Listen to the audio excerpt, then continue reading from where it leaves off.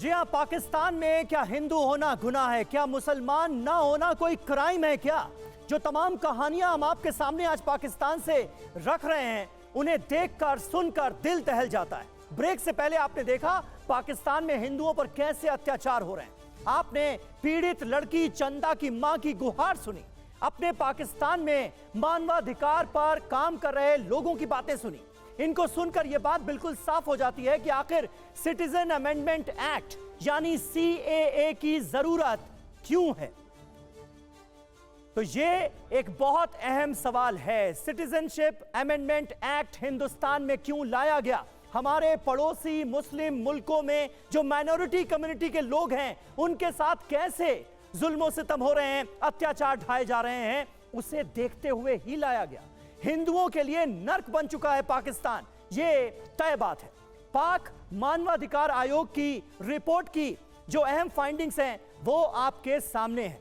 हिंदुओं से दोयम दर्जे का व्यवहार किया जाता है, लड़कियों का अपहरण के बाद रेप होता है, धर्म परिवर्तन के लिए उन्हें मजबूर किया जाता है, हिंदुओं को प्रताड़ित किया जाता है। कराची में इस तरह की घटनाएं बेहद आम हो गई है। कराची जैसे शहर में भी पाकिस्तान में अल्पसंख्यक डर के साए में है, गरीबी की हालत में जी रहे हैं, गुजर बसर कर रहे हैं, और जिन लोगों पर अत्याचार किया जा रहा है, माइनॉरिटी कम्युनिटी के लोग, उनमें से ज्यादातर हिंदू हैं। ये मानवाधिकार आयोग भी पाकिस्तान का मान रहा है। अब कुछ और अहम जानकारियां हम आपके सामने रख रहे हैं। हिंदू शरणार्थियों के लिए सीएए जरूरी क्यों है, यह जरा समझिए। पाकिस्तान से बड़ी संख्या में हिंदुओं का पलायन हो रहा है। हिंदू लगातार कम होते जा रहे हैं पाकिस्तान के अंदर, हमारे पड़ोसी मुल्क में। आजादी के बाद से लाखों हिंदू शरणार्थी भारत आए और उनमें से कई लोग इस वक्त हमारे साथ हमारे स्टूडियो में भी मौजूद हैं। अफगानिस्तान, बांग्लादेश से आए शरणार्थी भी शामिल हैं। वहां पर भी हालात कितने बदतर हैं, यह हम और आप जानते हैं।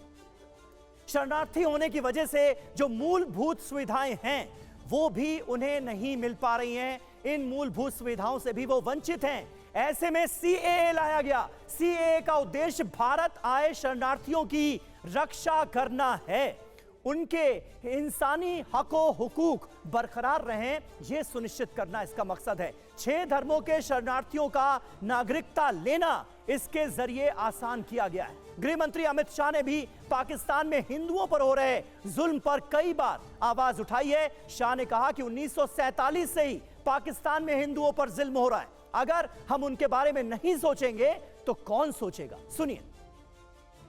जब विभाजन हुआ तब पाकिस्तान में 23% हिंदू थे, हिंदू और सिख थे। आज 3.7% बच गए। कहां गए सारे? इतने सारे तो यहां आए नहीं। धर्म परिवर्तन हुआ, अपमानित किया गया, दोयम दर्जे के नागरिक के नाते इनको रखा गया। कहां जाएंगे ये लोग? क्या देश इसका विचार नहीं करेगा? देश की पार्लियामेंट इसका विचार नहीं करेगी? देश की पॉलिटिकल पार्टियों ने इनका विचार नहीं करना चाहिए?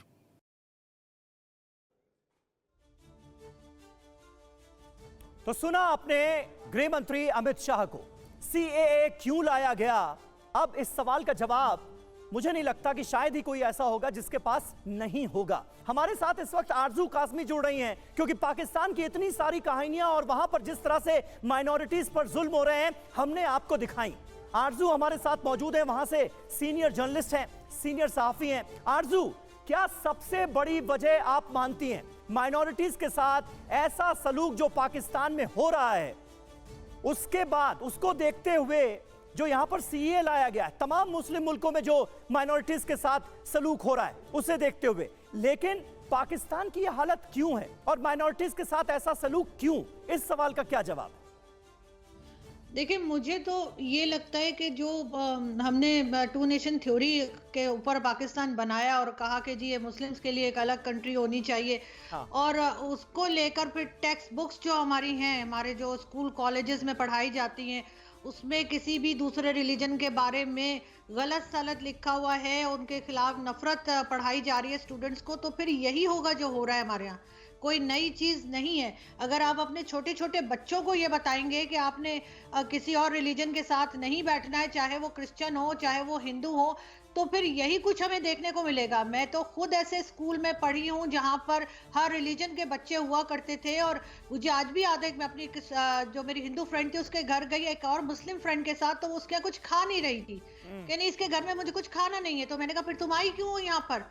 उनकी इंसल्ट हो रही है कि वो ला के रख रहे हैं और आप खा नहीं रही हैं। तो जो अगर आप घर में आपको ये तरबियत मिलेगी, घर में आपको ये एजुकेशन यही दी जाएगी, तो जाहिर है स्टूडेंट्स बच्चे जो होंगे वो बड़े होके इसी किस्म का रवैया रखेंगे, बैठेंगे नहीं, किसी के साथ बात नहीं करेंगे, किसी के साथ कोई फेस्टिवल शेयर नहीं करेंगे।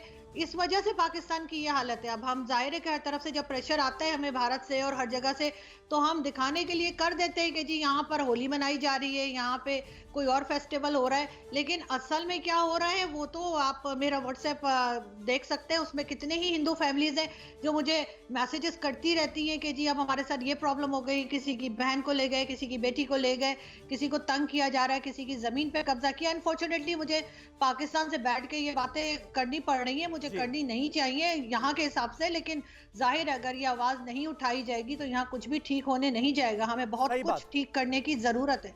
सही बात है। सच को सच कहने वाले ऐसे हिम्मतवर लोग बहुत कम हैं आरजू, आपकी तरह जो पाकिस्तान में रहकर भी सच को ना सिर्फ एक्सेप्ट करते हैं बल्कि मानते हैं कि खामियां गलतियां पाकिस्तान में कहां हो रही हैं। शिवम त्यागी इस वक्त हमारे साथ मौजूद हैं, भारतीय जनता पार्टी के स्पोक्स पर्सन।